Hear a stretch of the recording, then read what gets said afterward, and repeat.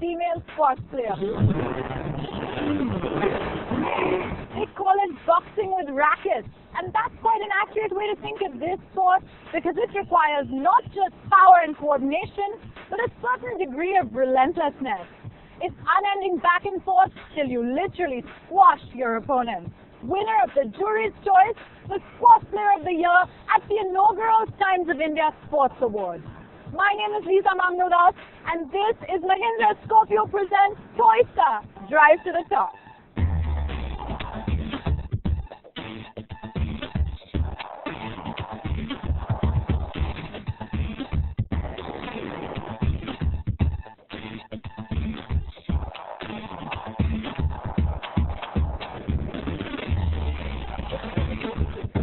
At the school where Dipika has been training for years now. She uses the squash courts here to practice, and I'm hoping to get her in the heat of the action on the squash court.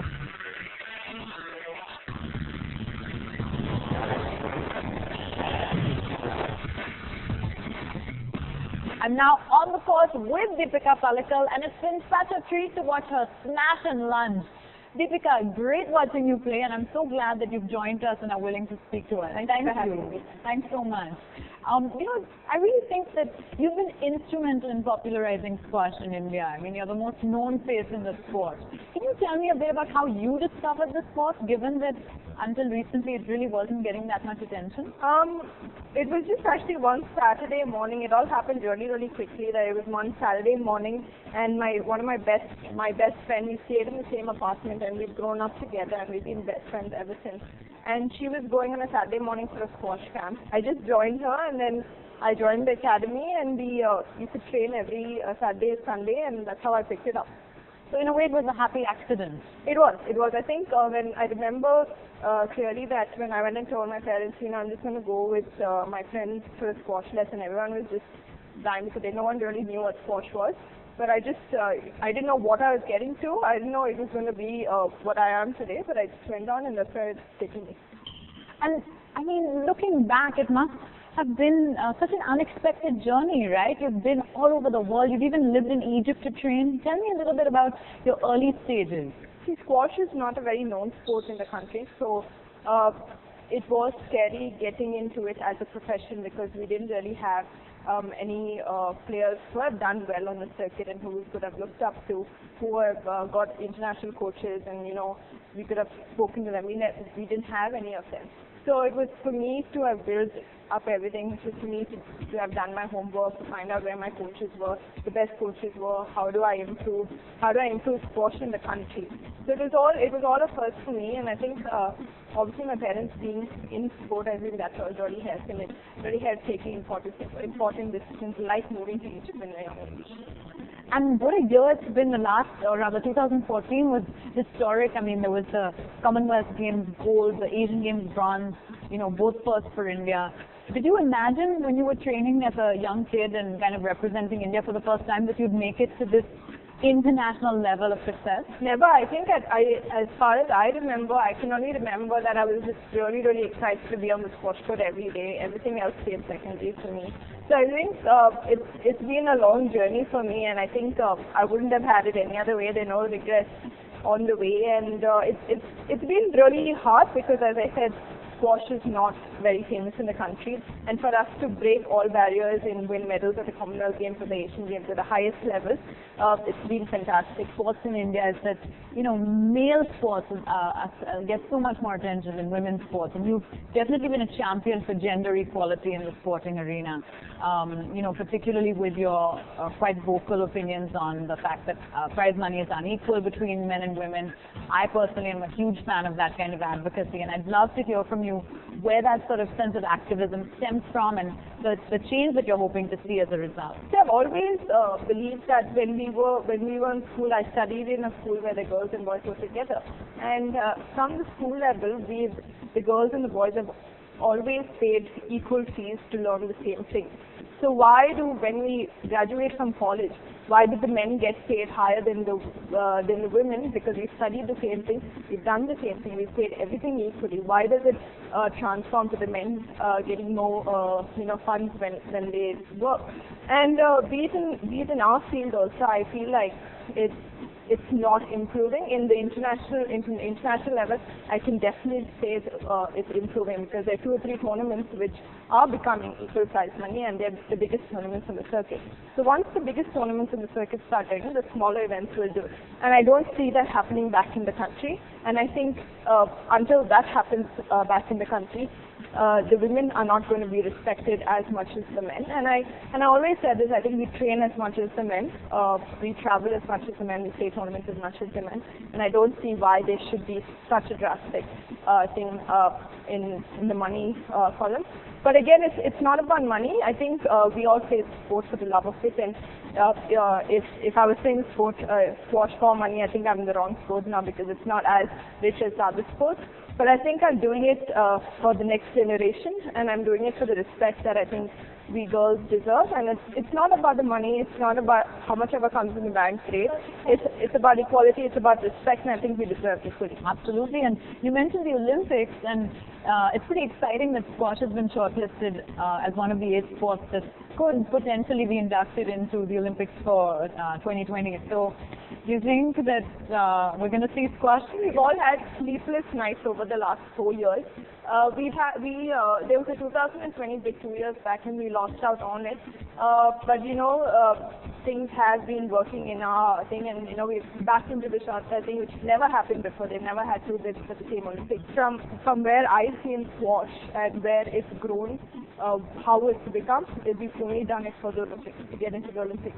So I really hope that the people really recognize our efforts and recognize how squash is, what squash is, and what a beautiful game it is. And hopefully, I think we really deserve to be in the Olympics. One last question. I know you have to head over to do your fitness routine next, but I was wondering, would you consider any particular athlete or sports person your role model, or do you draw inspiration from anybody currently playing or a former player? My role model will always actually be my coach, Sarah Fitzgerald. She's obviously retired right now, but she was 5 times world champion. She was double medalist at the Commonwealth Games, and she was world number 1, I think, for 5-6 years in a row. So I think, and I've always heard of her. I've always seen her in magazines and stuff. And I got an opportunity to train with her 3 years back, and I just grabbed it. And from 3 years to now, we've become a team. She's my personal coach, and she travels the world with me, and she's one of my best friends. For me, to be what I am right now is only because of her.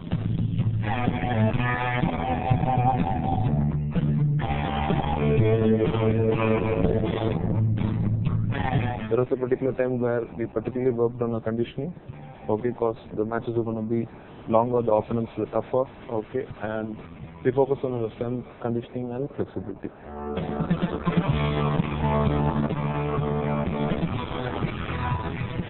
I got to witness Dipika's grueling workout, and now we're going to head over to her house to see what her life is like with her family. That was quite a workout, Dipika. Yes, it's a usual routine, so I'm actually quite used to it. You're so strong. Yeah, you got to deal with that when you're an athlete. So we head over to your house? Yes, sure. We're going to get a bit stuck in traffic, that's how Chennai is, but it'll be fine.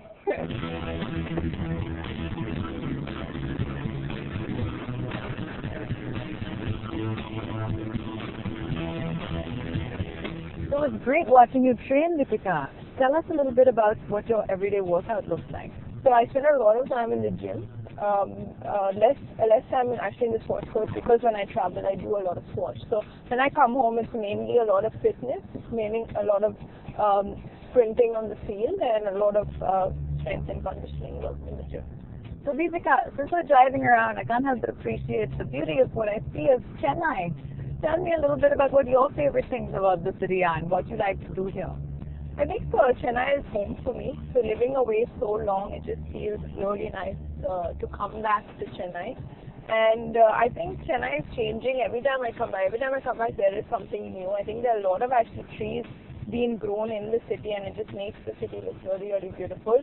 And everyone else knows it's very, very hot in Chennai. But I think I've lived in Egypt and it's been hotter there, and it's nice to come back to Chennai, you know. The first thing when you get on a flight, you tell yourself is, I can't already wait to be back home. So Chennai is home for me.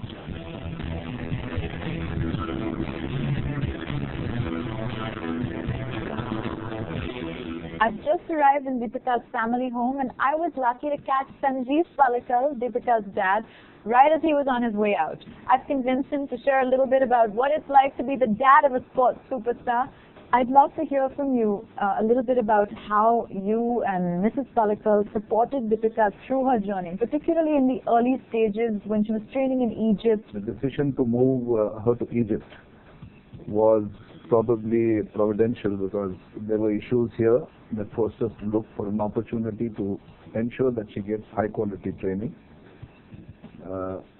Being what she was as a player, the Egyptians came forward to train her. And so we decided, and Susan took Dipika, and she was there in Egypt for quite some time. We set up a home for Dipika. And then there were occasions when, you know, Susan would be there for 10, 12 days and then give me a call, I need to come back and do my work. And then I'd give up my work and go there and spend time because somebody had to be with the other two girls also here. It was heartwarming to hear from Mr. Pallikal about what it was like bringing up Dipika. And now we're going to hear from Dipika herself about what it was like growing up in this home.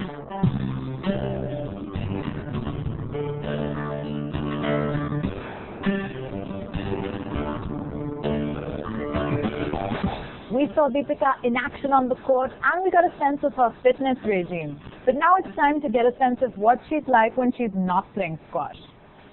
Dipika, so nice to be with you in your home, and I see all the trophies here as well, though. So I guess at some level, the game doesn't really leave you, right? Even when you're not playing, it's a huge part of your world.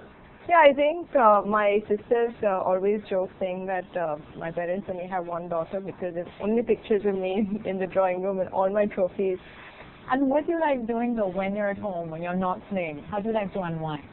See, I think I get very less time to spend with my family because I'm actually always traveling. And I've actually always lived away from my family. Since I was 14, I shifted base to Egypt and I've been outside the country ever since. So whenever I come back home, most of the time I'm just lazing around at my house with my PJs on with my parents. You've just gotten married, and of course the wedding was a private affair. But seeing as you're both big sports stars, can you tell us a little bit about how you support each other in your respective careers? I see these lovely pictures. I was admiring them earlier of you and Dinesh Karthik. I think because we travel so much, we spend very little time with each other. But at the end of the day, we know that these are our goals and these are what we want to achieve. So it's really nice to come back home to someone who knows how training is, what it takes to become, a professional player. And Dinesh has always been there for me, and he's always given me advice when I need it. And I think we stay out of each other's business until we actually need each other, which is actually really healthy. And I think we actually share the really happy moments, like the Commonwealth Games when he was there when I won the medal, and it was one of the most important parts of my career, and I'm very glad that he was there. It's amazing that you so gracefully manage a work-life balance and prioritize both, your game, but also your family. It's really wonderful to hear you just sort of share how you do that. Thank you. Thanks so much. I've had such an exhilarating day with Dipika Pallikal. It's been wonderful to see what her life is like, both as a squash player and off the court. So that's all we have today on Mahindra Scorpio presents TOISA, Drive to the Top with me, Lisa Mangaldas. Thanks for joining us, and see you again next